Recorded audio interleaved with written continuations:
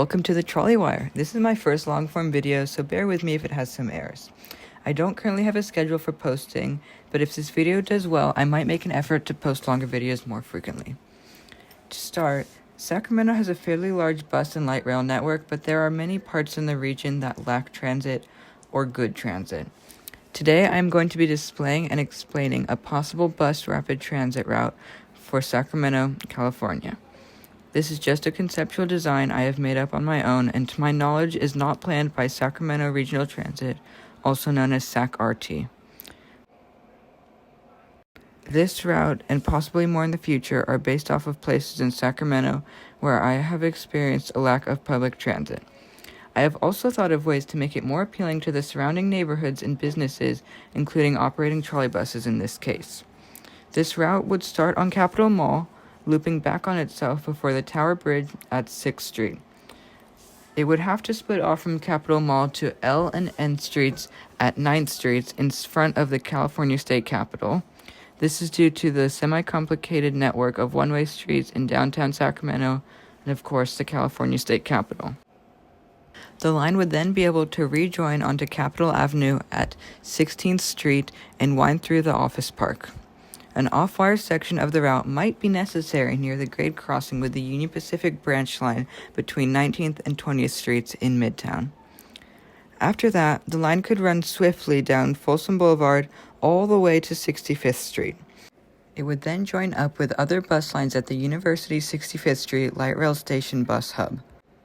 This would allow for transfers to routes 26, 38, 81, 82, 87, and the Gold Line Light Rail, with connections to many different parts of Sacramento.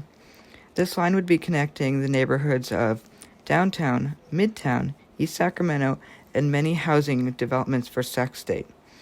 They would have access to light rail and buses across the Sacramento region. The preferred alignment for this route would be in separated bus lanes down the center or the sides of the road, similar to other cities in California such as San Francisco and Los Angeles. Stations along this route would not need to be very elaborate, but would have real-time bus information, shelters, benches, and safe crossing for pedestrians. New buses would need to be purchased for this line because SacRT does not currently operate any trolley buses or articulated buses, and the line is to be of high capacity and environmentally friendly. There are not many articulated bus manufacturers for the U.S. and even fewer for trolley buses.